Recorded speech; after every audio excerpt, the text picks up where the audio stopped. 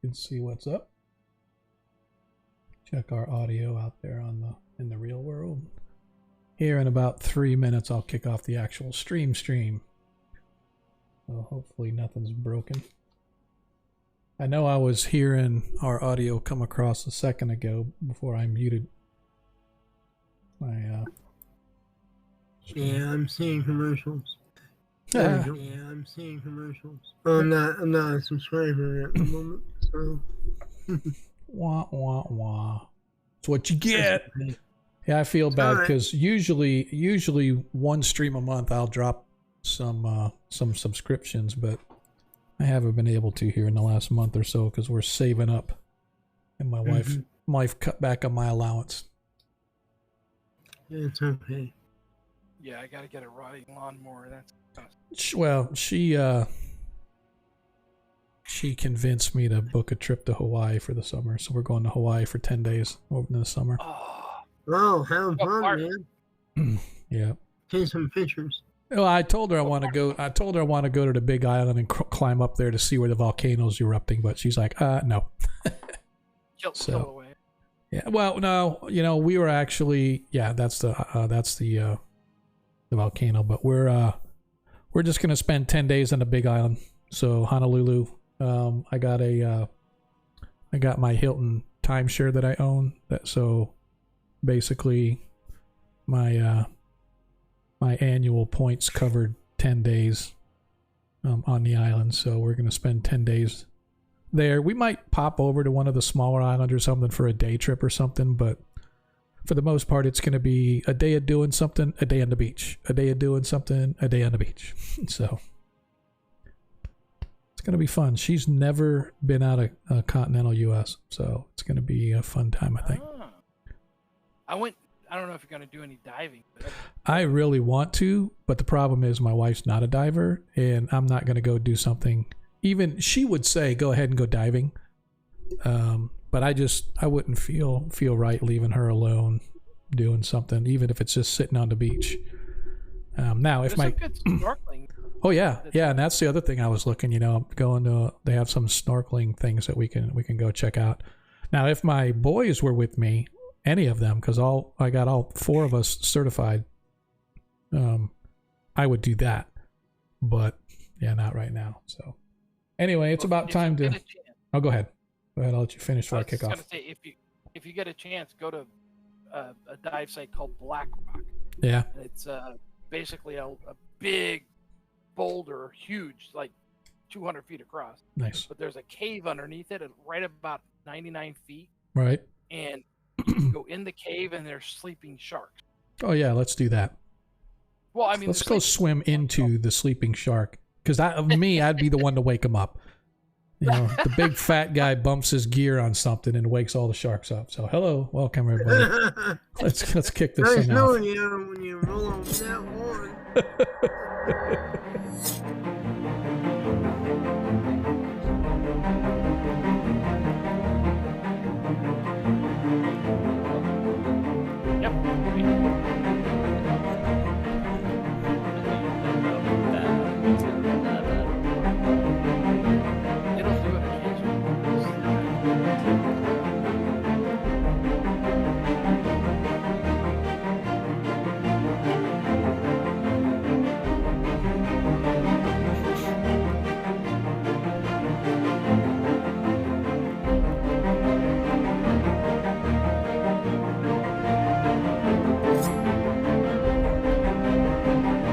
Hey, look who followed.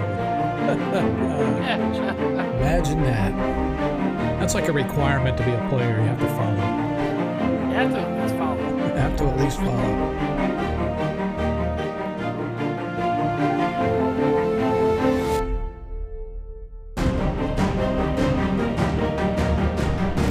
Let's see how many people we get tonight, because I didn't even announce it anywhere that we're doing it.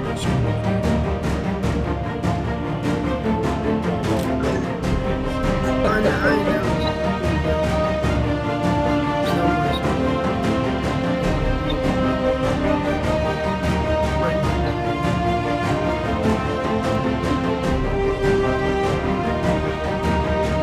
I created it all for reset.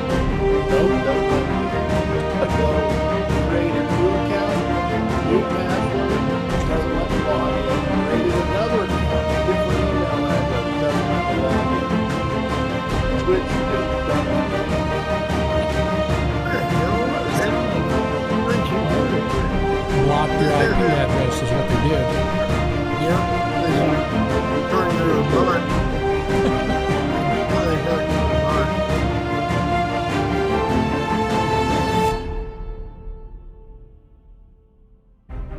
Well, they couldn't have gotten it more incorrect.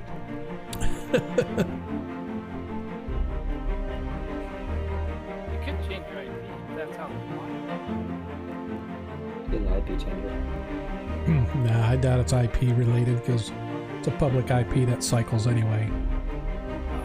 Unless you got a static IP address, they wouldn't be able to really block you because it'll just cycle eventually. Here we go. 3, 2, 1, and we are live. Hello, everybody. Welcome to tonight's episode of 1E1 Shots. I'm Sean, your host, bringing you together with the finest first edition gamers that this channel has to offer. Now, if I could just find out, there we go. I looked up on the stream and noticed that there was no map or anything, and I forgot to load the map on my monitor. So let's do that. Now everybody can see where we're at and what we're doing. Hopefully you guys are doing okay. For those that came by Friday, you know that we were not here because once again, your humble DM flailing his arms against the laws of life and work, and I lost. And so unfortunately we weren't able. I was really trying to get stuff done in time that I could at least show up, if not a little bit late, you know, but unfortunately it didn't work out, so we were not able to stream our 5th edition game on Friday. So I apologize to everybody. Have not yet talked to my players, but if any of them can make it, we will make up a stream this coming Friday because in effect this is our last stream of the month for the holidays, and of course I'm going to be gone due to the new grandbaby coming. So we are not going to be back until I don't even think the 2nd of January is the 2nd on a Monday. I don't know if even you guys will be back or not. Let's take a look at the date. Yeah, the 2nd is Monday, which potentially this stream might be back on the 2nd, but it's up to the players depending upon what they're doing with the holidays. Depending upon what I'm doing, I might still be up with the grandbaby. We're not really sure when we're going. Babies due anytime now within the next week. We're not sure if we're going to go up there just at Christmas time or a little after Christmas time to give them some time to settle in with the baby before we go up there and blow up their lives with all the ooh and an on and the coochie coochie cues. So if we're not back on the 2nd, then definitely we will be back on the 9th. But regardless, welcome everybody that's coming in tonight for our 1st edition stream. If you're new here, welcome. If you're old hats, welcome back. A little bit about us, of course, D&D streamers, 1st edition and 5th edition. This game runs every Monday night. 5th edition runs every other Friday. And as I said, you know, our schedule is obviously this is the last game of the month. So if you have tokens to give out, reminder, don't forget to give our players their Nat 1s and Nat 20s by sharing tokens. If you've been a part of any other stream or watched any other Twitch stream, you know you get those various channel tokens, whatever they're called. We call ours the Parentland Gross Marks. Long story, but basically the original channel was Parentland. I just been too lazy to go change the name, so we might change the name of the tokens to something else later. But for right now, there are gross marks, and you trade those tokens in for a Nat 1 or a Nat 20. Just let us know who the player is that you want to give that to, and if you can't decide, we will let the players decide if and when they need to use that.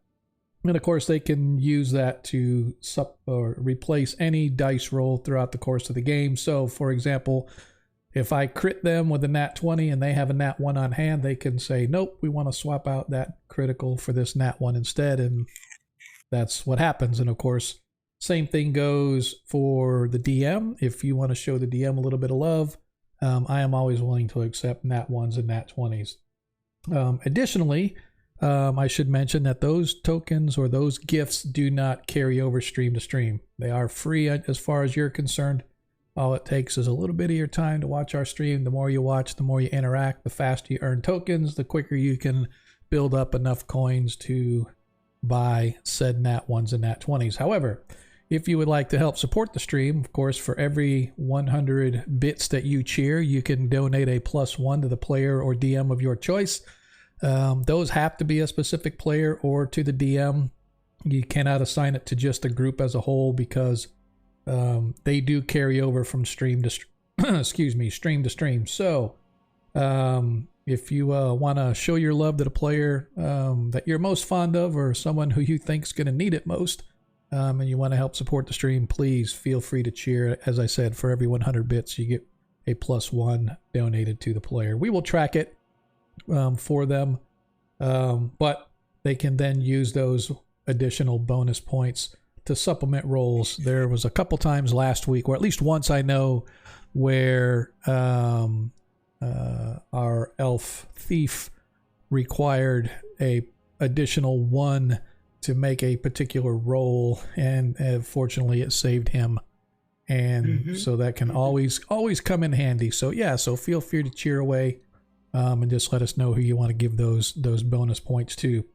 Also, of course, if you really want to show some love, we're always looking for subscribers, because for every penny that we make here, it goes right back into the stream, whether it's our hosting service for the game itself or it's for its content, for content providers that I contract or just go buy off the internet to help supplement what we got going on here. Every little bit helps. And so for everything that you guys do, we appreciate, of course, because it helps keep us running. Don't do it for the money. Obviously, I don't spend a ton of money, but every little penny we've made gets socked away into a little account and it gets used for that purpose. So your support definitely helps us here. And last but not least, if you enjoy Greyhawk content, please, I encourage you to go to the Greyhawk Teams page. It's twitch.tv/team/Greyhawk Creatives. You'll see a list and a plethora of folks out there providing Greyhawk content, whether it's Lord Gazumba and his game on Thursday night or his other scheduled programming that he does, which is a lot. He is the godfather of Greyhawk as far as I'm concerned. Had a game running for 42 years straight, and now he's brought it online, and he is blowing people away with the content he provides. Again, not just his game, but the people that he's had on. I mean, he had the father of Faerun brings him on periodically to game with him or just talk old D&D content, right? So it's a lot of great content that he provides. Anna Meyer and her maps, if you're into the map making thing. There's just so much stuff out there. So again, I encourage you to go to the Greyhawk Creatives Twitch page just to kind of see a list of folks that are out there providing Greyhawk. Yeah, Ed Greenwood, thank you. I can never remember his name when I'm going to say it. I know exactly who it is with the flowing white hair, man. Dude, can't miss the guy. But yeah, Ed Greenwood is a semi-regular guest with Lord Gazumba. And I mean, he brings Gygax on there. Luke's on there on his channel every so often. And he's got a lot of great folks that come on there. So bottom line is support the community in any way, shape, or form that you can, whether it's just watching the stream, liking things, following, donating if you want to. Maybe someday we'll get as popular to where we can actually have sponsors. I actually talked to somebody about being a sponsor once, but they got back to me once, and then once they saw what a shit show I ran, they ran for the hills. So I blame Deglin and his, what do you call it? Yep. Our Shiza. Shiza Cinema. Shiza Cinema. That is us. We are Twitch's very own shit show. So if you want to watch how not to run a stream, I encourage you to come here and take notes, because this is how you do it. But with all that said, we welcome everybody. We see some of our regulars are starting to pour in out there. Excel, appreciate you stopping by. So yeah, man, let's talk about where our party is. And first, before we get too far, I want to welcome our new player, Galaxy. I don't have his character built in our VTT yet because he is still fleshing that character out. But I'd like to welcome him. He is currently possessing the token of Lyrian. Although, instead of clicking right off Valerian's character sheet as we teach him, You just let us know what you want to do, and we'll make all the magic happen on the VTT tonight. But at least I want you to kind of get a feel for how the game runs, how things go. Most of our players tend to log into Forge to run the game. A couple of them actually open up another browser tab and watch the stream out on Twitch, just so that they can kind of see what's going on, interact with the crowd as they come in. So that is totally up to you, Galaxy, if you want to do that. But at least at a minimum, I know you're in the VTT and you're able to access your token and move your token around, etc., etc. So welcome, sir.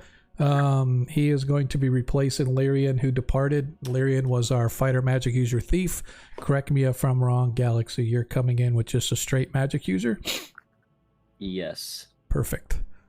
Do you have a name? Because we can actually change the name on the token. So just have we decided what we want to call our... I completely forgot about that part. Oh, no, that's fine. No, dude, if you don't have a name, that's fine. We're not even going to worry about it. We'll just call you Galaxy for tonight. And again, the way it's going to work for us tonight is you can move your token around as necessary. You just let us know what you want to do, and I will, as the DM, I will handle the mechanics of how things work until you kind of get a feel for it. I'm going to talk a little bit about the VTT itself. I don't want to get too deep into it. Normally, I would say we can take some time and walk you through some of the basics and some of the nuances of Forge itself. But unfortunately, with tonight being the last game of the year, I'm really hoping that our party will be able to finish this adventure off, because they've found enough information on where they need to go next and what they need to do that hopefully they'll be able to finish it off. If not, then I guess we'll have to hold off the finale till after the first of the year. But my intent is tonight, players, to go full stream, balls to the wall, to get you guys over the finish line, if possible. But I don't want you guys to feel like anything's rushed or railroaded. You guys go things at your own pace. But just so you know, the goal for me tonight is for you guys to be able to finish this off. So anyway, let's talk a little bit about where we are and what we've been doing. And again, before I go too far, as a reminder, the following players have their specials still. The ISDM still have a +2 available. Barris, who is our NPC, currently has a +5 and a +1.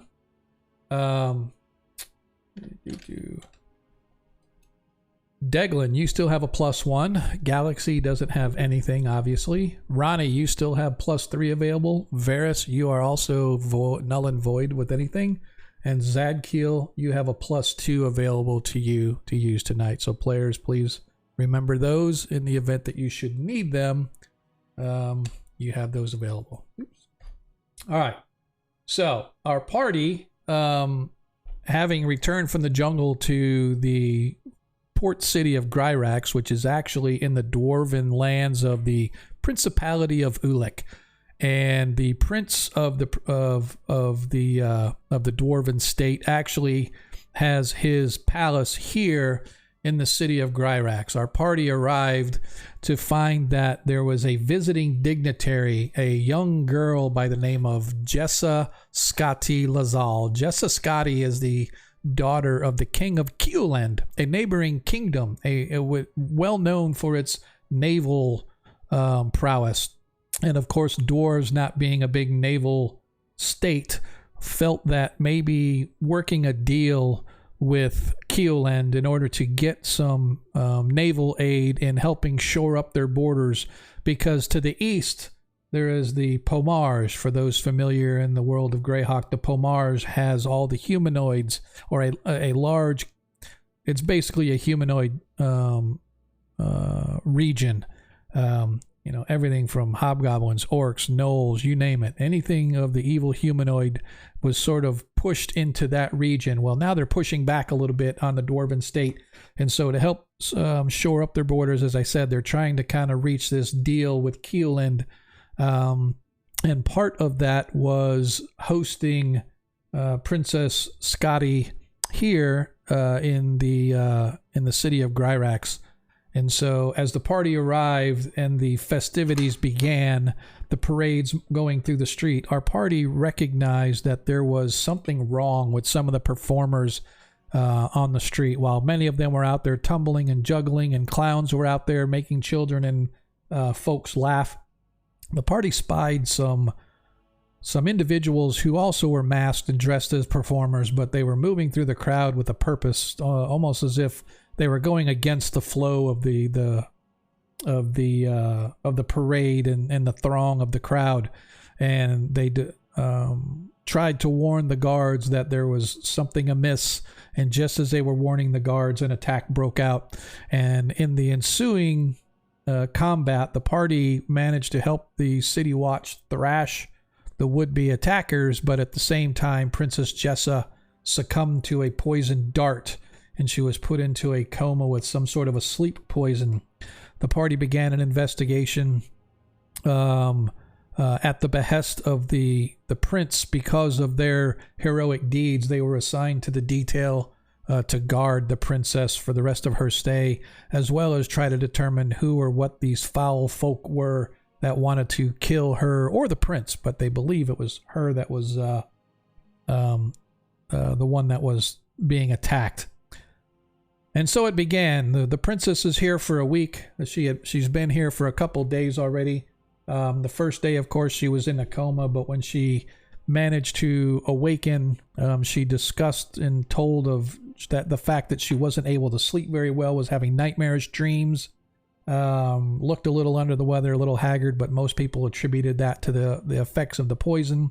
And so she tried to go carry about the rest of her visit to the city. And so after unconvincingly trying to get her not to go out into the city, Deglin and crew followed her around as she traipsed around the city doing a little bit of shopping one day. And at that, of which, of course, everything went smoothly, relatively smoothly as far as they were concerned. The next night, however, she had a feast to be had at the home of one Emerald Durgan. Emerald Durgan is basically the lord of the mining community for the region. His mining operations are basically, one-in-one with the state. And so all the good contracts go to them. They're the largest operation. He and the prince go way back from the hateful wars hundreds of years ago. And so the party went, or our heroes went to this party at night. Everything went very well until late in the evening, a body was discovered of a female form that had been stripped of all of its skin and her heart had been removed. And so investigation revealed that this was a young girl named Cecily, I believe it was, or Cecilia, Cecily, one. It starts with a C, who cares? She's dead. Share. What's that? Share. No, it was like Cecily or something like that. Anyway, doesn't matter. They found the body, and they also found some sort of a trinket necklace. And further investigation, they found that necklace belonged to a young girl who was a member of Lady Denison's House of Women, so to speak.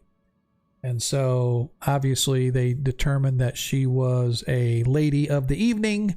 But why was she there at the Durgan house at this time? And so the party came to find, after talking with Lady Denison, who gave off a really bad vibe as far as our paladin was concerned. She just had malice oozing out of her pores. But he kept a lid on it, and after in discussion with Lady Denison, came to find out that this young girl was actually a favorite consort of one Emerald Durgan. And so the plot began to thicken as to why this girl was at his home, or her body anyway. And so the party, having talked to Mr. Durgan, found out that there was an individual who had approached him and wanted to buy some land along the river south of the mines. And to the Durgan family, or at least to Durgan himself, he felt that there was nothing there to be had, but it also had limestone that the party, or that the mining community, was thinking about branching off into. Instead of doing just precious metals, they were talking about, hey, we want to do some limestone stuff. And so he denied the request, and for lack of a better term, this individual who he spoke to was a tall, lanky fellow, bald head, had pockmarked face, and had a big, huge scar along one side. Basically threatened him, said that he'll change his tune, or whatever the case may be. And so that sort of raised the flag on the party, and so they were thinking about going up to the mines when they found out that the princess is going to the mines anyway as part of her tour. She was going to go up to see the mines to see, what the dwarves would have to offer as far as precious metals and stuff. And so a couple other stops along the way. She had one stop where they were going to see a play, and during the play there was an attempted assault on her life once again, which the party shut down immediately. I mean, when I say immediately, I mean didn't even get a chance to stand up and shoot his blowgun dart at the princess before he had a sword sticking through his chest, as well as the seat upon which he sat. Caused a bit of a ruckus in the theater, of course, but Varys did save the day, I guess, if you want to look at it that way.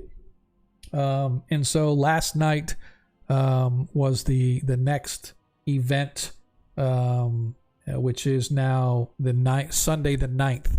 It is the 9th day of Patchwall, common year 586. The princess has 3 more days to stay. So today or tonight, she was at the embassy of Keeland, her homeland, her home embassy here in the city. And so over the past couple of days, she's been getting very irritable, very snappy, very bitchy, for lack of a better term. And the party has been trying to figure out what the heck is going on. And they at last discovered that something has been assaulting her mind at night. They put a protective circle around her, but last night they came in this morning and saw that there was a smudged area of the circle, like somebody broke it. And they came to find out that Alyssa, the handmaiden of the princess herself, was actually not Alyssa. It was a polymorphed cultist pretending to be Alyssa. And so the party managed to take the individual captive and saved the princess from further heartache, we hope. Not for sure. But be that as it may, they escorted her to the embassy of Keeland tonight. And at the very end of the party, it seems the princess has had some sort of an episode where she literally snapped. Not sure what kicked it off, but she was originally dancing and having a good old time. But she finally snapped and actually tried to start choking the ambassador to Keeland. But she managed to be subdued, and that is where we are right now at the end of the party. Or at the end of, not the party, but the end of the event, as we find ourselves in I was being harassed last game session. I will not suffer any more harassment tonight because I was too lazy to get different maps for the embassy and the Durgan Manor. This is the same map as the Durgan Manor, but it is also the embassy. So if you don't like it, you can bite me. So that's all I'm going to say about that. So players, welcome. Galaxy, welcome. The first thing I want to say is when you log in, Galaxy, when you log in and you come on the right-hand side, I don't know if you're watching the stream or not, but if you look on the stream, on the upper right-hand corner, you can see a list of icons. At the very bottom, there's a collapse arrow. So if you click that, it'll expand the panel on the right-hand side. And you can see at the top there are various tabs. And so there you go. So you were able to roll a dice. So at the bottom of the chat, there's dice that you can roll down there. You can also roll dice by double-clicking your character sheet and opening it and clicking on the ability, whether it's an ability or if you go to inventory and clicking on a weapon or a spell or whatever. If you click on that, it will actually roll a dice for you. Again, you can try to do it tonight if you want, but the character sheet that's there is not really your character. So a lot of the abilities and stats and obviously are probably different. If while we're going, if you want to update your character sheet, you should have the rights to do so. So that is where we are. And it's a little bit of a long-winded intro. I appreciate everybody kind of hanging out here as we go through it all. But I wanted to give a little bit of a detailed background because Galaxy is brand new and I want him to know where the party stands at least. So basically they are playing security detail for the Princess of Keelend. The Princess of Keelend has been under some kind of a psychic assault of some kind. Apparently these cultists infiltrated her by replacing her lifelong friend and handmaiden, a young girl named Alyssa, with this polymorphed cultist who the party has uncovered and turned over to the authorities. But now you guys are in the embassy of Keelend, having just subdued the princess who went into some kind of a wild, crazy fit and tried to assault and choke the snot out of the ambassador. And so that is where we are going to bring tonight's game. As you guys are standing there in the aftermath, as the security guards, or as the watch, I should say, has arrived and aided you, the princess herself has been subdued to the point where she has passed out onto the floor, and so she's sort of lying on the floor right here where I'm clicking on the rug. She's sort of lying there as you guys are in the ambassador's place, in the ambassador's home, I should say. Not sure where you want to carry, as the ambassador is rubbing his throat. I have known her since she was a young child. Why would she assault me so? Got a bad feeling about this. I do not understand. I think there's been several attempts on her life, Ambassador. We have foiled a couple spies in our midst. It's possible she's under some magic that we haven't resolved. Caitlin and Gem of Seed. And Yep. I would like to examine the princess. I know I'm not a Okay. wizard or a cleric, but Nope. I know what Go ahead. I want to see if she's been given like if there's an injection site. Okay. And Right. maybe her fake handmaiden came or something. Yeah. You look over her body. There's no markings that you can find on her body, but you do notice that the inside of her mouth seems sort of blackened, indicating some toxin or something has been slowly ingested in her system. So you food and drink. you surmise perhaps because Alyssa has been giving her sleeping medication at night. Oh yeah. That this could be it. That could be having the effect. And Deglin, Well, you also deduced something similar in the sense that if she has been under psychic attack, it could just literally have been a snap. Like maybe she's been talking of nightmares. Yeah. So maybe something in this scene here triggered something she saw in her nightmare, and she's like just sort of cracked and snapped and went after who she thought was the antagonist or something. So it's definitely very weird. And that was something you guys had planned on researching as far as, psychics or creatures or other things that could be like causing this. You want to try neutralize poison or something on her? I can do that. That'll take care of the physical problem, but if it's already in her mentally or we'll have to do something else. Yeah. So let me go ahead and I'll cast neutralize poison. Okay. All right. As you cast it, you watch the blackening in her mouth and on the inside of her lips slowly fades until it's what looks to be a normal color to you, a pinkish sort of a color.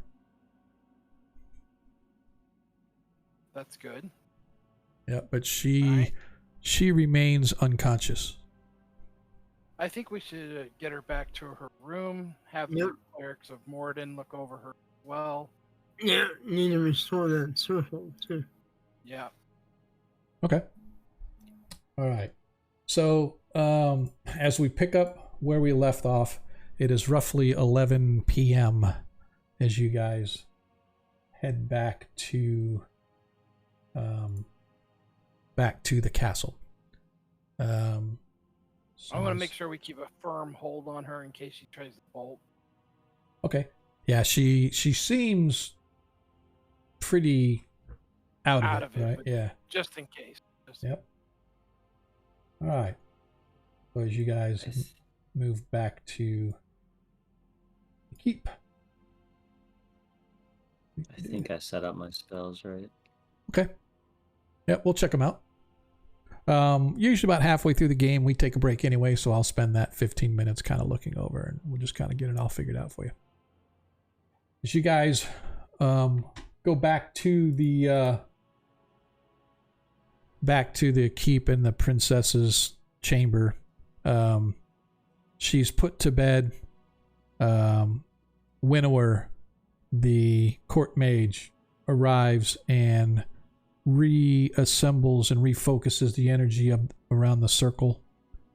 Before he does that, can we have the look at him and look at her and see just the hypothetical if he could identify if she possessed? So the paladin would be able to know that because the paladin would detect the evil. He would detect the evil in her if she were possessed. So she would literally be, because it has to be demonic in form. So he would definitely know if there was something demonic or evil inside of her. Okay. Well, if Monkey wanted to do that, is he here? I think he's here. He was here. Is he in the chat? He's in the chat. In the chat. He's in the chat, but he's probably playing video games and not paying attention to the game. What? Huh? What? Are you alive? Are you awake? Yeah, I went to the kitchen and get a bag of chips. Sure you did. You can hear it in his voice, the yawn in his voice as he's waking up. Detect evil on. Yeah, they're trying to determine if the princess is possessed or not. So, as a paladin, your detect evil would sense any demons or devils or anything the like here, if you so desire. Okay. I'm gonna detect devils and demons. Yeah. Yep. Detect evil. As you sort of feel, and you sense around, you can sense that there is a taint of evil in this room, but there is nothing coming from the princess. She's clean. What about the bed? Check all the bedding. Well, it's nothing specific, but it's almost like it's in the air, as if evil has been here, but it's not here right now. Well, we did just get rid of the guy. Guys, I think evil's been here. So that might be the cultist that we found that was posing as Alyssa. Or maybe check around for artifacts. Maybe there's evil artifacts or something. Zadkiel, you know that the cultist was human, And while he is a wicked man, he was not demonic or evil in that sense where you could detect some sort of a taint of evil. So whatever evil force has been in this room, it was demonic in nature. So you are quite certain that the magic circle will protect the princess now. But the reason it did not protect her before is because obviously the phony Alyssa broke the circle and allowed whatever being in to attack the princess. So something is attacking her psychically in some way, shape, or form that you can determine. Guys, something is attacking her psychically, I feel. The circle will protect her. Okay, let's get that circle back up there. Okay. So it takes Winnower a little while before the circle is recomplete, but he sort of gives you a nod when he's done, and he departs. I think somebody should stay. We maybe do shifts, something like that. Yeah. The night, make sure that nobody breaks that circle. Sounds good. Okay. Who's going to set watch? I can take first one. Well, I definitely think old Ron Dog could transition himself into a lizard that blends in with the surroundings and could hide in there. Shouldn't hurt to have both, but you're gonna lose all your sleep. Ron Dog doesn't need sleep. He's one with nature. Just so you know, though, any spells that you have, you won't be able to. Well, you guys haven't cast anything tonight anyway, so I guess it's a moot point. I have. Well, yeah, you have, but I'm just saying. Now that ability is a 3 times a day, correct, Ronnie? Yes, but once as a bird, once as a lizard, and once as a mammal. Gotcha. Okay. I'm fine with that. Yeah, no, it's up to you guys. I think that'll work out well. They'll think that there's only one guard in there, and they'll have no idea that old Ron Dog's blending in with the scenery. I like it. All right, so Chameleon. Yep. So who all is going to be standing watches and when? Let's go ahead and determine that. So I'll do the first watch. okay, so it's Deglin. So let's figure 12 hours or 10 hours, right? So midnight till, well, yeah, it's about midnight now. Yeah, it's 11:30. So let's say we go to 7 in the morning. So that's 8 hours. So yeah. 2-hour watches. And there's 6 of y'all. So Ronnie, are you going to be on like watch by yourself, or are you going to be covering watch with somebody? You guys going to do 2 and 2 each time, like 2, 4, 6, and then a rollover for the 8, or how we want to do this? Yeah, DM, I'm going to be in there the whole time as a chameleon lizard blending in with the wall. So I may fall asleep. Oh, gotcha. I hear what you're saying. In there the whole time. I hear what you're saying. Okay, so Ronnie's going to be there the whole time, but starting off will be Deglin. And he's going to be in there for 2 hours, I guess. Yep. I'll take sometime in the middle of the night because I have, night vision. Okay. So, did you say you're turning into a chameleon lizard? Yes. Yes. I wish we had a bard. I'm going to make you an invisible lizard. So we could sing Karma Chameleon?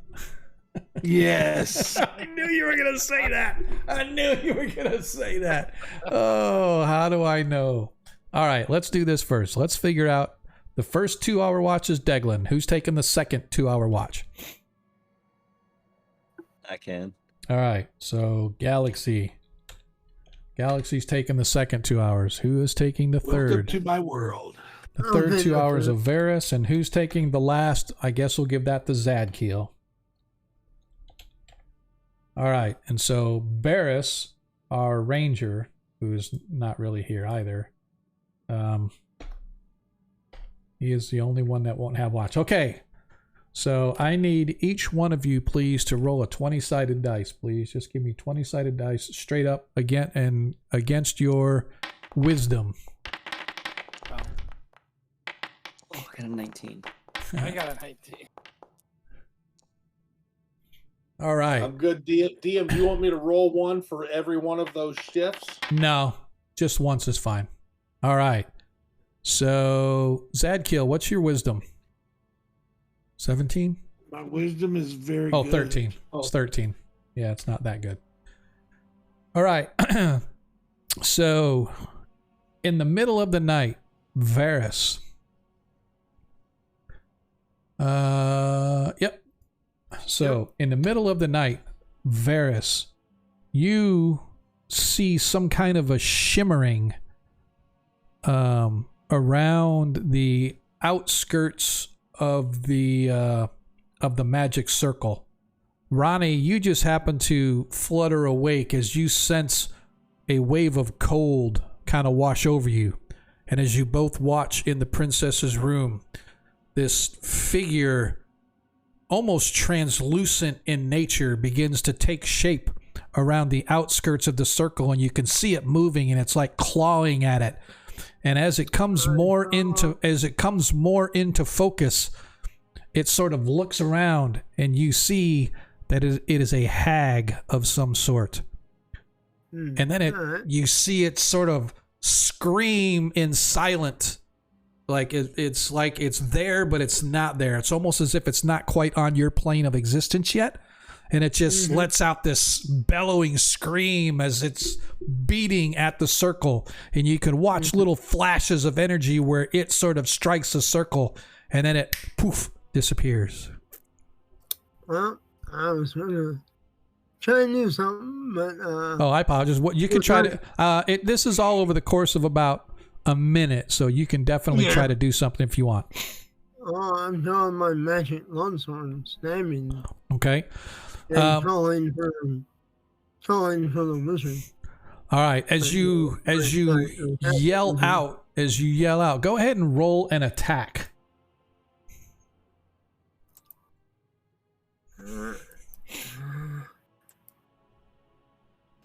Normal.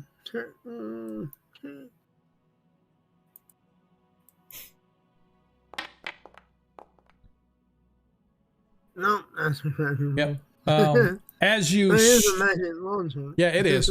As you swing, you watch as your blade pierces through the translucent figure as its eyes whip around to see you, and you see it snarl as this ugly hag, probably this old crone that's probably 7 feet tall, but she's sort of hunched over, and she's got these huge wicked claws and her like fangs hanging out as her hair is all straggly, and it's almost like her hair is blowing in an unseen and unfelt wind as she sort of snarls at you, and like I said, poof, disappears.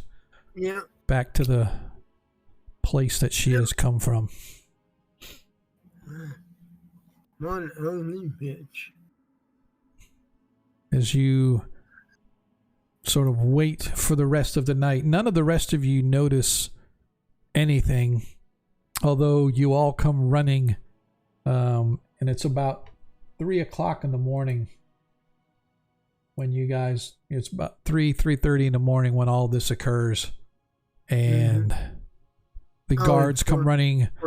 The court mage takes a while to get there. Obviously, he was sleeping, a little older. Oh, yeah. As you guys sort of get there, you can almost smell the ozone and the sulfur, Zadkiel, smell of some form of a devil or demon that has recently made its presence known on this plane of existence. Well, I'll share what I know with my companions, and then share it again with the court mage once he makes all right. He arrives, as do the priest of Moradin, and as they discuss with you. You all come to the same conclusion. It is a night hag, which would explain why the princess has not been getting any sleep, because night hags appear and they fade in and out from the ethereal plane, and they assault the targeted creature. But what doesn't make sense is usually night hags target incredibly corrupt and evil people, of which the princess is not. So whatever this night hag is doing, it seems to be driving the princess to evil and wickedness, or at least to be batshit crazy. Yeah. Well, that's definitely trying to disrupt the potential alliance for sure. Yep, that, And or if that's even the case. Or maybe just cause a war. Right? Right. Yep. Quite possibly. So, yep. Yeah. So, And fortunately, yeah, exactly. Fortunately, however, the rest of the night remains calm and quiet. As in the morning, you all awake and gather once again. The princess actually, for the first time, says that she had no dreams and that she slept as peacefully and as deeply as she can ever remember sleeping. And you can see that the dark, baggy circles that have been forming around her eyes are a little bit less so today. Her skin has a little more color to it. She doesn't look quite so haggard. She just asked one thing. Where is Alyssa? What has become of her? I don't know, my lady, but we'll try and find out. But your safety has to come first. Well, I very much appreciate that, good elf. But to me, she is family, so the priority is there with her. She still lives. She's probably with cult. Yep. Yeah, they're probably using her to hit here. Well, she was to accompany me to the mines today. Who shall I have as a companion? I'm happy you're with you. As another young woman who has been attending her sort of curtsies. I would be happy to join my lady. I am taking the look. Look at we checked all the rest of her entourage. Yes. Yeah, but we should do it every day because Yeah, that's a good point. a night hag in the middle of the night. So we'll check her again. She is a young human girl doing nothing but doing her best to serve the princess. So she's clear if you would like to take her. As she agrees to accompany the princess.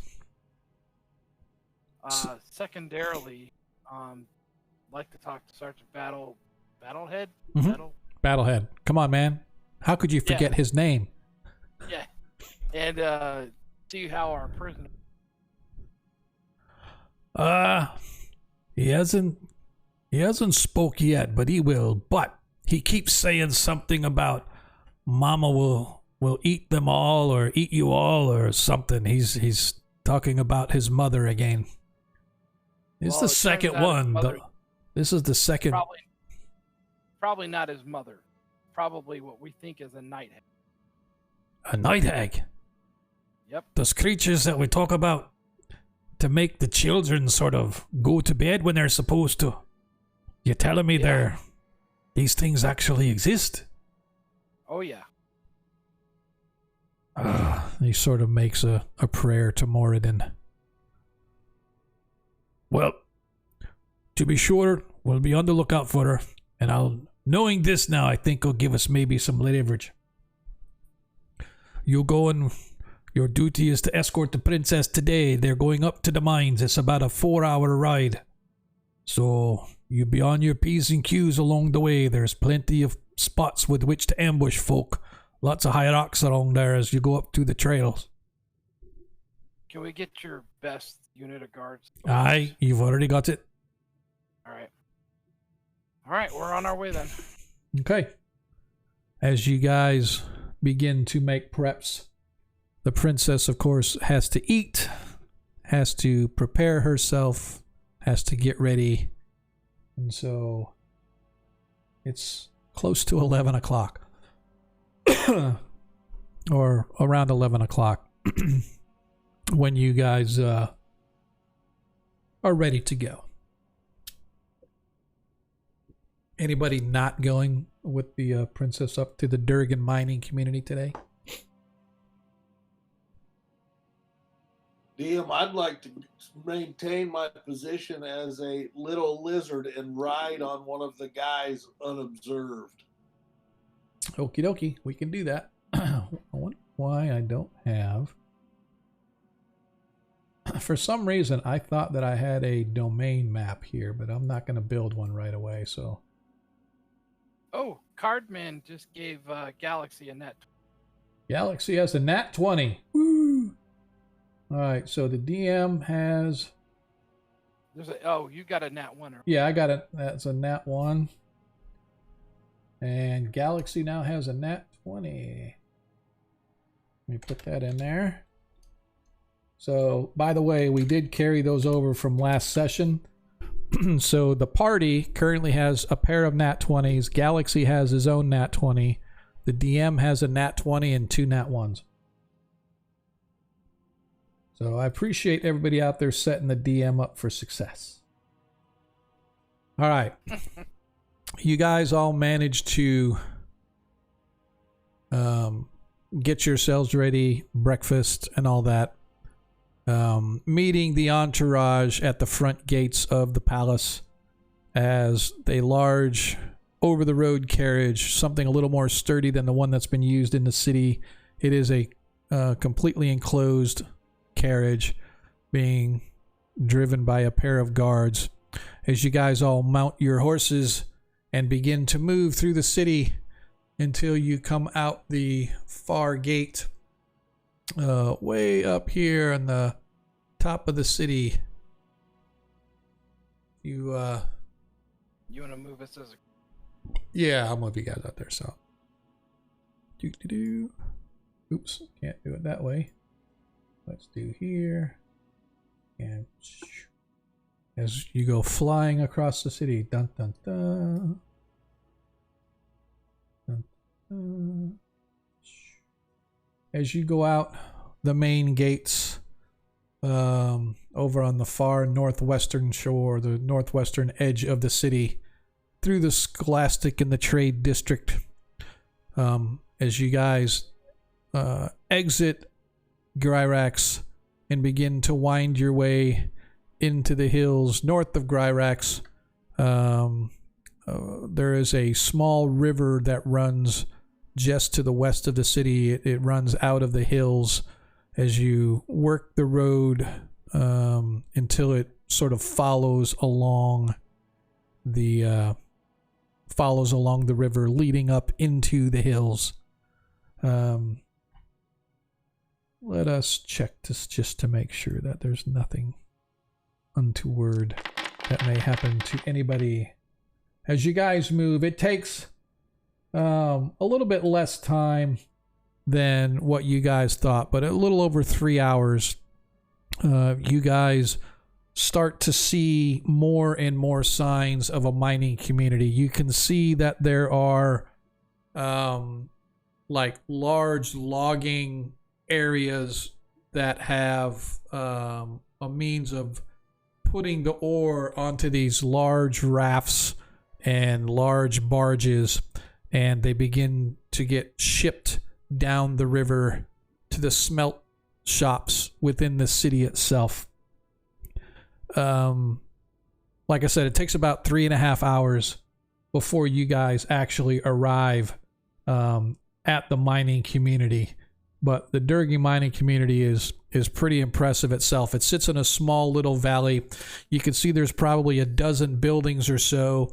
You can see probably 4 or 5 main mine entrances and maybe a half a dozen smaller entrances. You can see that there is small little plumes of steam and smoke arising from the tops of the cliffs, indicating that there are vent holes up there, allowing, because apparently they've got some forges and other small smelts for testing purposes and stuff inside the mines that sort of allow it to rise up out of the hills to the top. The whole area has been cleared of any trees or anything. It's been completely dwarvenized as all these little stone structures and stuff are built at the base of these mine holes, if you will.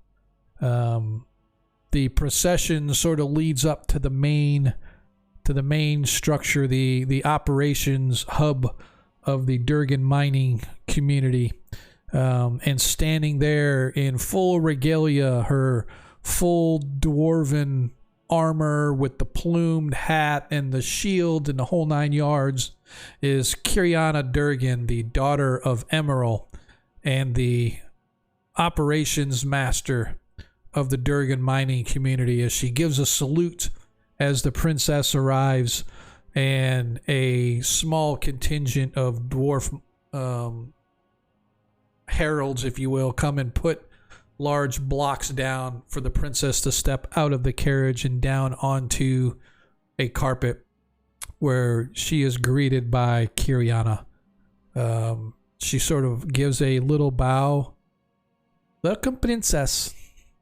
On behalf of the Durgan mining community, I, Kiriana, operations master, daughter of Emerald Durgan, lord of the mines, we welcome you and your friends here to our little operation. We hope that your stay will be better here than it was back in the city." And she sort of gives a smile and a nod to you as you guys recognize her from the party at the Durgan house the other night. She wasn't dressed as she was. She was more dressed in normal cloth clothing and whatnot, but here she obviously looks a little more official. Kind of resembles her father to an extent, although her hair is a sort of a reddish, an auburn, between an auburn and a red. It's very dark, very thick, but it's pulled back and braided just like a dwarven beard would be. So I trust the rest of you have been enjoying your stay in our fair city, as she sort of smiles, looking at each of you. Sure.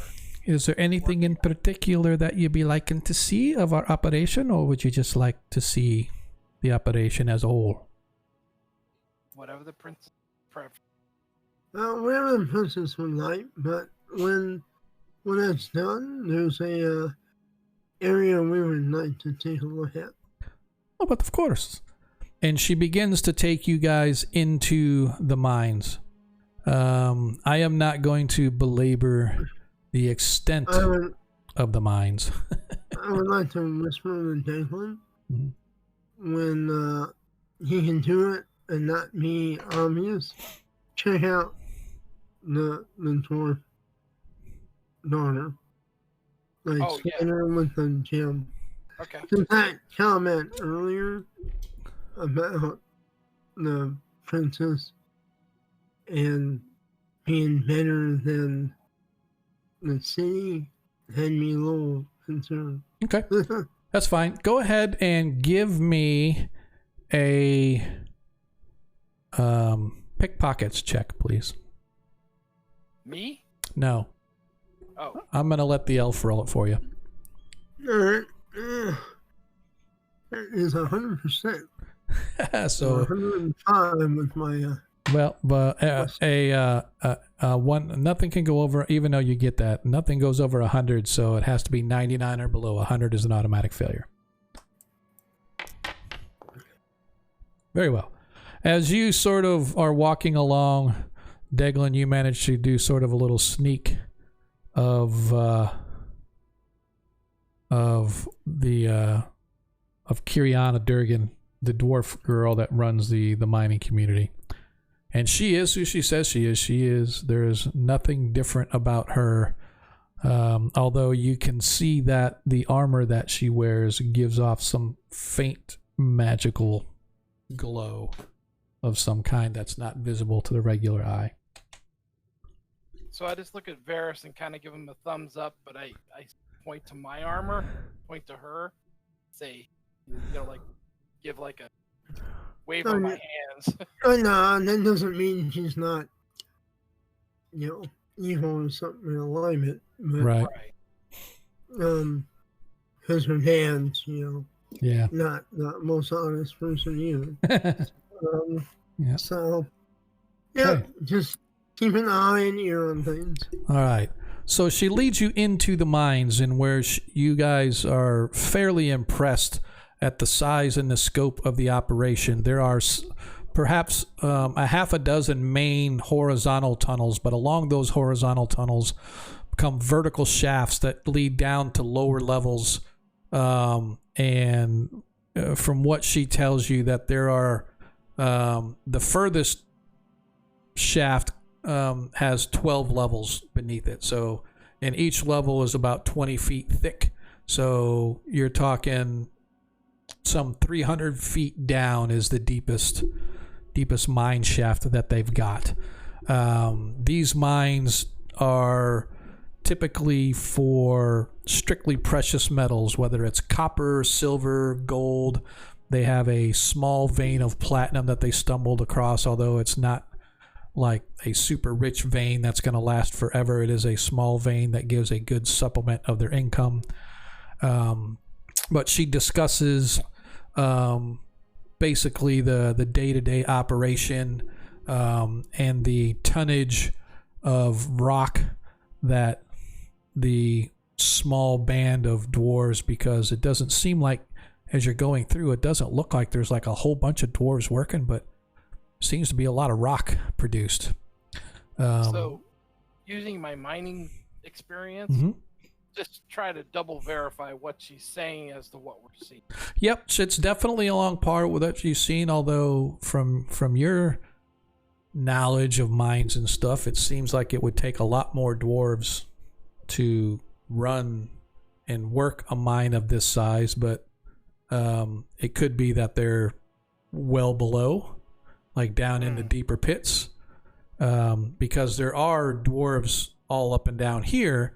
It just seems to you like, boy, there's not like as many as you would think, but you do see the trolleys in place, the railways are in place, you see dwarves pushing the load of ore as they pull it up from below and they move it down to get it ready to be shipped out on the water vessels heading south down the river to Gryrax. But it takes probably 2 hours or so for her to take you guys through the various operations, from the planning, from the inspection of an area that they feel is going to have a vein, to the prepping of it, to the planning of how they're going to mine it to be I don't want to say sustainable, but in a sustainable in the sense that they don't want to like dig it all out at once and then now they don't have anything, right? They want to make sure that they dig enough that it's a steady stream coming from the mine, right? As opposed to flooding the region with all of this, right? They want to sort of that makes dictate. sense. Yeah, they want to dictate, and stuff. So she talks to the princess a little bit about that, and how the mining community, even if it's not precious metals, regular ores like irons and whatnot, that it can be used to fashion things like cannonballs for ships, armor plating for folks and their warriors and their ships as well, right? So she kind of ties in some of the mining stuff with, how would it benefit Keeland, right? So you immediately pick up that she is playing the part of a politician's daughter very, very well, sort of speaking to the same way that her father or even the nobility would, in trying to give her an idea, this is what we have to offer you. But at the end of those 2 hours, you guys are brought back to the main operations center for drinks as well as light snacks. She doesn't have a full feast for you guys, but lots of drink. as well as some, like I said, some snacks and whatnot. And as you guys are sort of standing there in the afterwards, she sort of approaches your group and with the princess and says, "So, I know you said that there were some things you wanted to see, but I showed you everything on our minds. Is there anything else that I can answer your questions for?"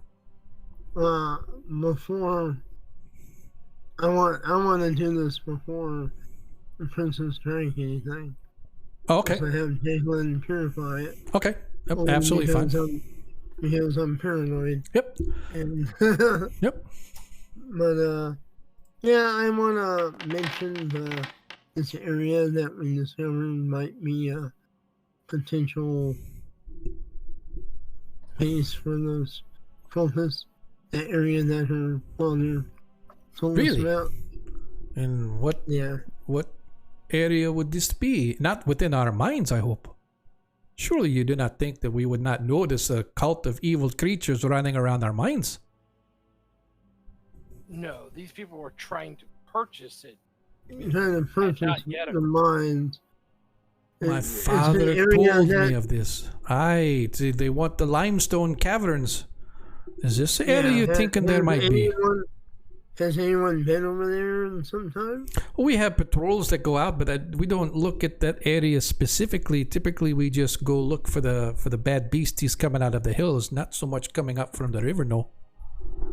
Well, then we would like to take a look at that and maybe see one of your more trusted guides or... Aye, for sure. For sure. Let me get Bilbo. He's our best burglar. Bilbo. Oh no. Did you say Biljo? Biljo, yeah. No. Bilbo the burglar. We'll get Bilbo the burglar. He's probably one of the only dwarves that I know who knows how to swim.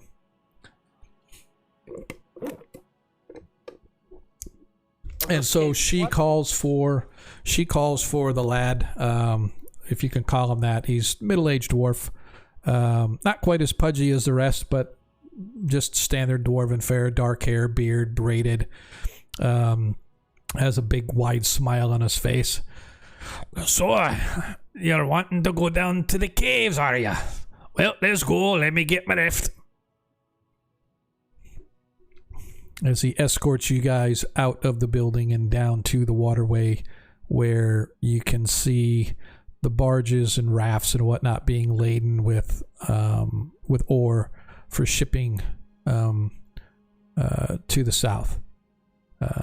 None of the rafts or skiffs or anything are manned by dwarves. They're all humans, half elves, no elves either.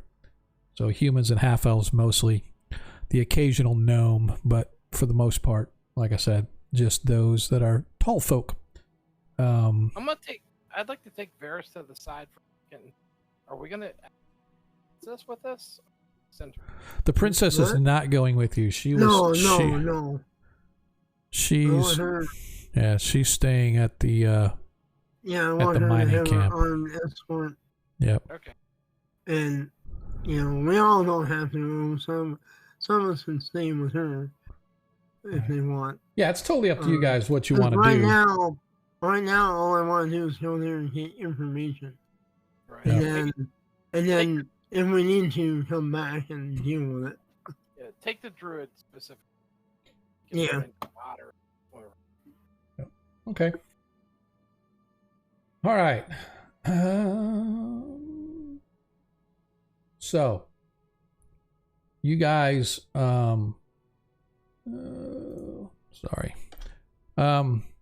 you guys joined Bilbo on a little water raft. Holds about 8 or 9, maybe 10 people at tops. No horses, no steeds, no nothing like that. And he pushes off from shore, and the current it's a very slow running current. Even though it's coming out of the hills, there's no like real rapids or anything that go down. It's just a sort of a steady stream. as you guys begin to flow down the river, you only go for maybe 30 minutes. The sun is still up, although it's beginning its trek across the backside of the mountains as the shadows begin to get a little longer.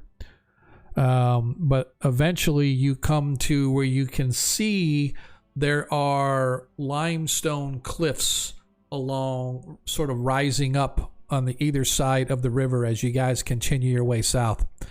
And pretty soon you can see little dots of dark along the eastern bank. So it's on your left as you're going south. And he goes, these are the caves that her ladyship was talking about. So apparently there's limestone within the caves that the mine is looking to expand to. I'm sure that they could be a pretty good amount of money, as you can see all the way up to the cliffs, all the way to the top, he says, as he sort of points up.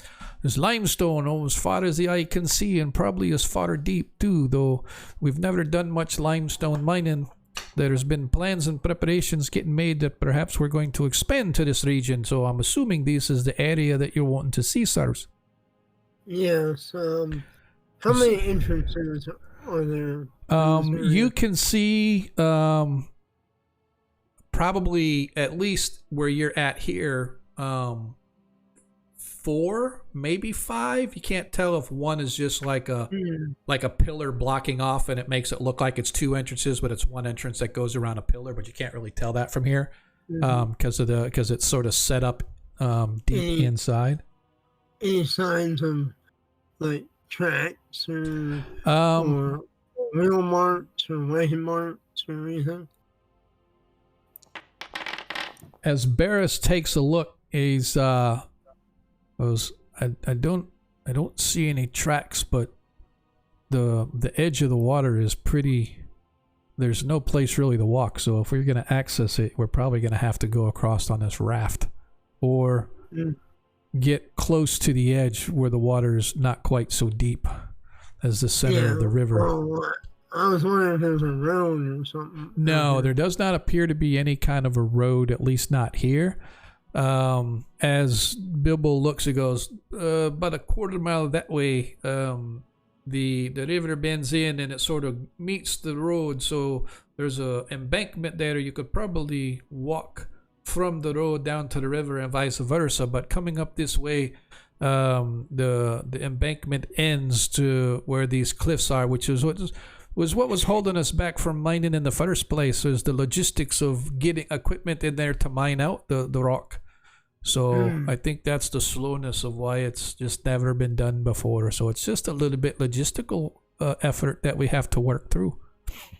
Well, that means if they're using this, they're using, they either have boats, or they can fly, or they fly, or have magic or something.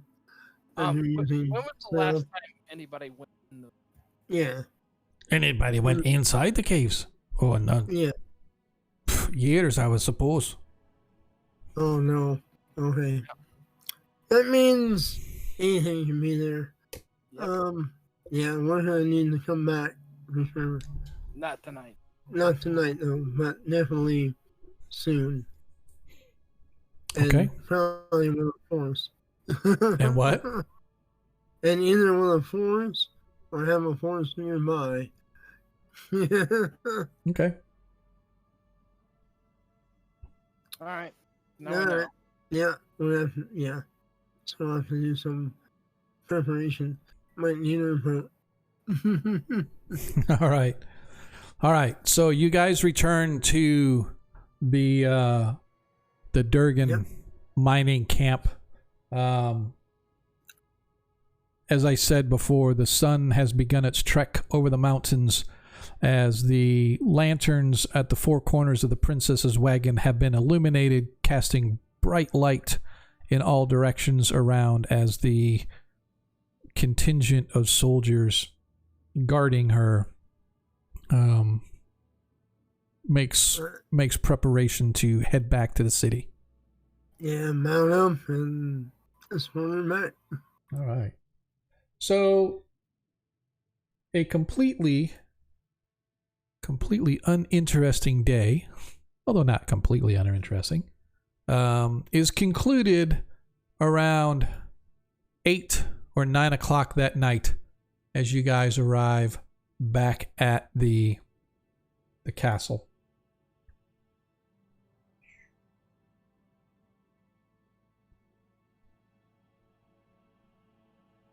With a little more information than you had. And when you arrive, Sergeant Battlehead requests or has sent word and left word for you that when you get back to the castle, he would like to see you in his chambers, please. All right.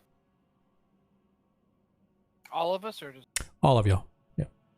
I'm a night to go and head into his chambers. To a what to go? Like Oh, sandwich, grab to go. Yeah. Oh, damn it! You're not even gonna let me eat. Turkey leg and a mug. Gotcha, man. A mug of ale and a big emu leg stuck in your face as you head back to the. Aye, that's a man after my own heart, munching on an emu leg. Come, gentlemen, come. I've got word for you. So we managed to complete the interrogation of our guest downstairs, and it seems that there is indeed a creature that he calls the mother or mama. He doesn't know where she's from, but he knows that she can travel like a ghost in and out of people's dreams. Now I do know that they have some sort of a hideaway that the priest that he serves, this priest's name is Agamemnon. Has any of you heard of this name?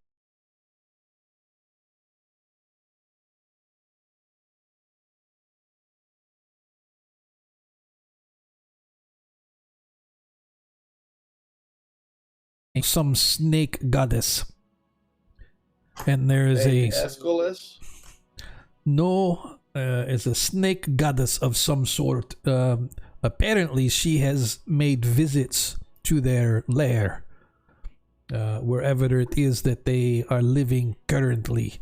He says they live in caves that they get to by boats.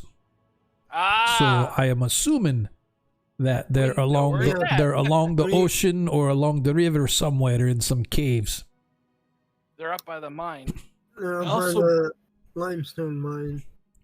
Limestone mines. We got no limestone mines. What are you speaking of? There's a place just outside of the mine where there's a bunch of limestone. Oh, aye, limestone cliffs. Aye, I've seen those before. I've been when we was traversing the river. You're saying that they're holed up in there. Yeah, we're gonna probably need We're gonna need to clean those out. Yeah, we're gonna need to clean them out. Aye. Well, we can send you some boats and some gear. We can definitely have some boys to help navigate the way up there for you. But just be on your P's and Q's. He says this snake goddess has visited them afore, doesn't live there, nor does this mama creature that he spoke of. She comes and goes, so I don't know if she stays there. So Yeah, if she's there, if she's there, I suggest that you take care and We need to kill the priest and destroy however there's somebody, Aye. and then that will probably help immensely. Aye. So first we take care of the cult, find out where their demon goddess is and their mother is, and go for them next. Aye. Okay then. So you've got your marching orders. Make it happen, boys. I can give you 2 boats and 4 boys to navigate. They're not my best boys. My best boys are minding the city for any of these other cultists that may pop up out of nowhere trying to attack somebody somewhere. They're festering under my skin, and his lordship, the prince, has told me I had better root them out, or he's going to be rooting me out of my desk. Is there a way that we can somehow maybe get the princess to take a day in the castle? Well, I suppose probably not. Probably not tomorrow, as she's going to the Temple of Saint Cuthbert and the orphanage over there. So maybe ins go tonight, and then she'll be sleeping here peacefully as a little babe in a swaddling clothes while you's out doing her dirty work. Well, you need to keep an eye on that circle. Right? Because Mother's probably going to try and visit again. He's already been thwarted once, so she knows it's there. So she's going to try to find a way around it. Yeah. Barris says that he will. Barris says that he'll remain with the. He'll remain with the princess tonight. Mm-hmm. Do you want to leave me the eye, so I can make sure that anyone what comes in is who they're supposed to be, or are you taking the eye with you? You think you're gonna need it? We're probably going to need it. Yeah, I'm probably going to need it. I would suggest you see if you can get the head mage to maybe put a upper level apprentice nearby with some magic screen or Okay. some additional wards or protection. Okay. Okay. So, I'll talk to the mage. Or get a clear from 1 to 9 nearby. One of those two. Okay. All right. I will talk to them.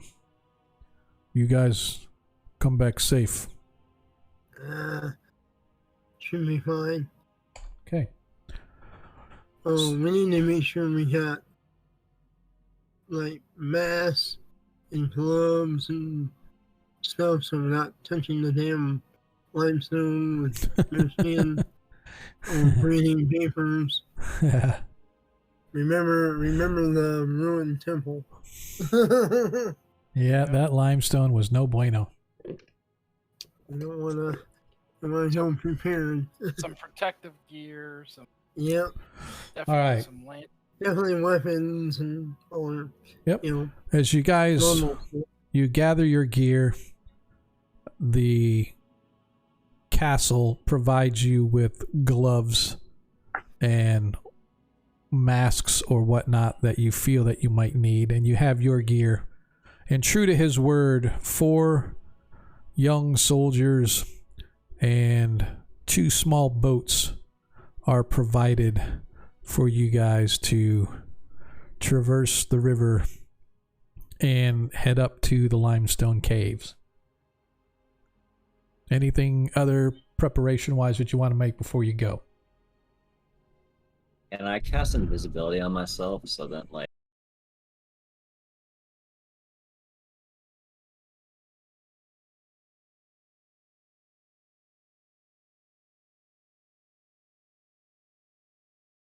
It's like connection, reconnection successful, and we're back. Let me know when you can see me on the stream. Are we good? Still buffering mine. Yeah. I see you now. Okay. Yeah, it should come back in a second. Sorry about that, folks. Not sure exactly what happened. My stream started buffering and I got a OBS disconnect. My internet's been really weird lately. Like past couple, like the week. Oh, we're turning red again as frames begin to drop. I may have a telephone here, internet provider. What's that? you're back. Time to kick your ISP. Yeah, exactly. And it really irritates me because I pay for the good internet too. I got gigabit internet, and so I have fiber. So it really really irritates me when my internet doesn't internet. All right. Well, we'll just keep an eye on it. I dropped a little bit, not a whole lot, but it looked like we were buffering for a minute. But that's fine. I can handle a little bit of buffering. Am I gone again? Quick question. Okay. What? No. Did we ever go back and get that poison antidote? No. I mean, I paid for it, so shouldn't go back and get it. Can we grab it on our way out of town? It's like 10 o'clock at night. He's probably closed. You could probably go see. You know what? I'm gonna say yeah. I'm gonna say yeah. You went ahead and got it because sometime between then and there. Yeah. Yep. I'm gonna say yeah because you have been going there just about every day. So, rub some trees, DM. That'll help the internet problems. I'm pretty sure the druid has the solving of all the world's woes. You know, hug a tree, eat an acorn, stuff I think like. I paid for 5 doses, right?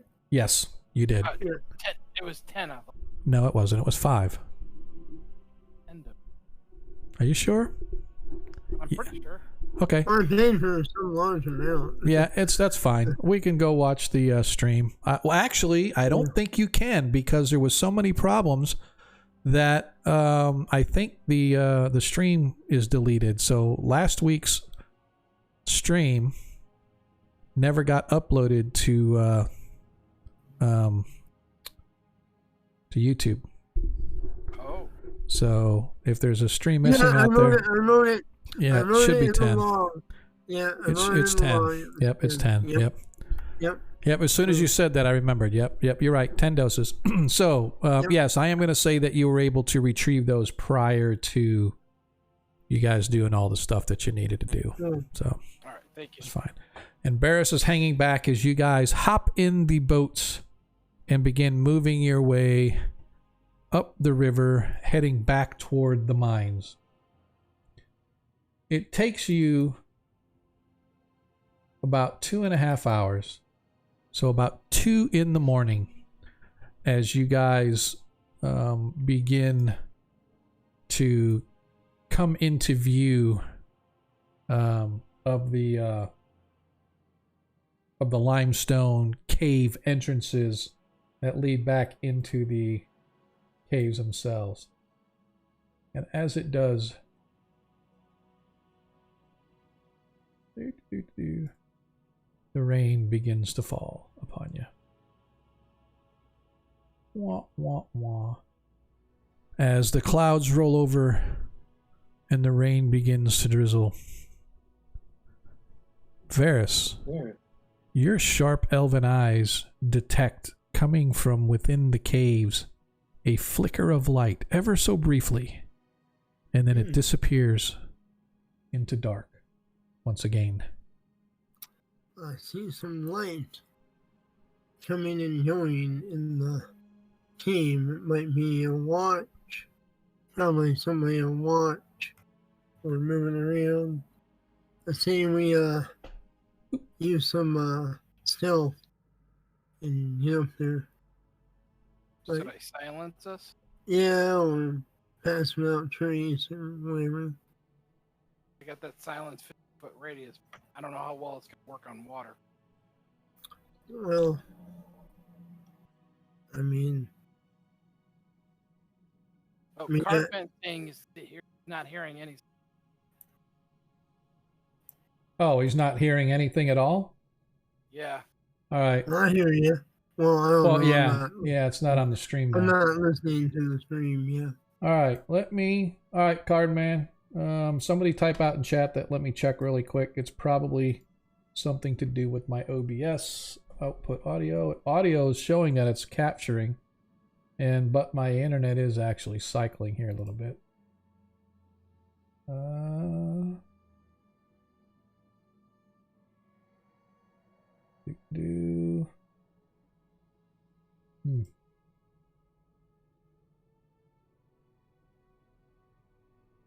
Check. What about now? Actually, I never had to mess with this before, so I'm just going to turn that back the way it was. Check. Oh, okay. So that's not showing anything, so let me go back here.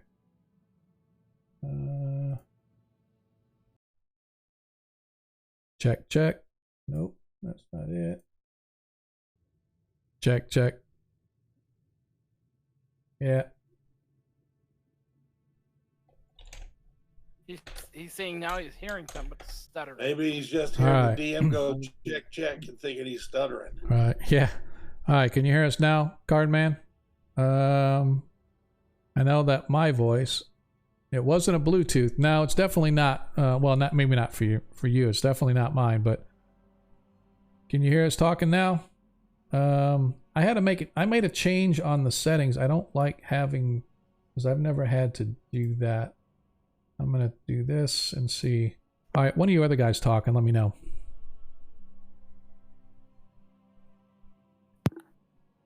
Blah blah blah blah. All right. So he says he's dropping quality. See, I'm showing it as streaming. I did have a little bit. I've had some drop frames, but it's only like a couple of percent, right? It's a little high percentage, but over the period of time, it ends up being a really low percentage. The only reason it's a high percentage is because we haven't had that much streaming yet. Only about an hour and a half. So the drop frames I've had is really pretty low. My output capture shows that it's doing what it's supposed to do. Let me see. Let me see if that'll work. Anything better? All right. Somebody else want to talk again?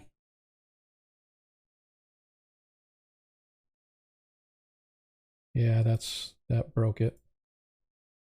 All right, we'll just go default here. Yep, so visual's fine, audio's bad, huh? Let me see if I can hear.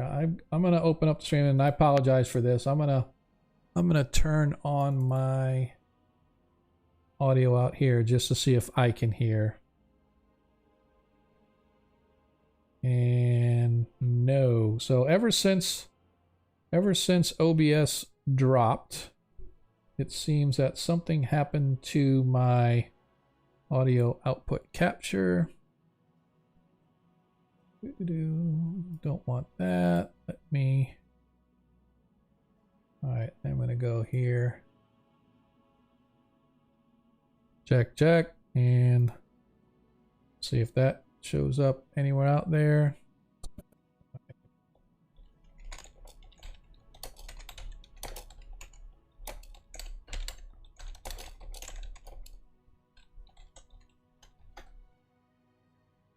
All right, this is irritating. All right, so still nothing out there yet. So what can I do to fix my audio?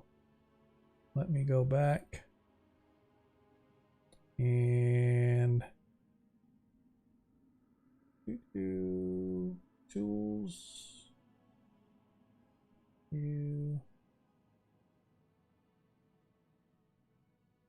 Damn it, I really hate this when we go audio. Mic should be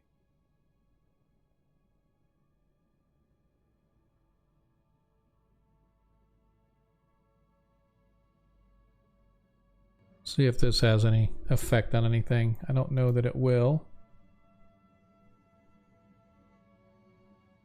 Hearing the jack links had connect link. Of course you are.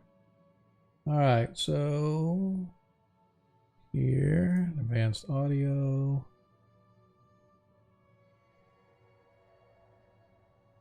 All right, let's see if this does anything. Yeah, I don't know what the hell's going on here. I don't know what's going on, fellers. This is really baffling me. I'm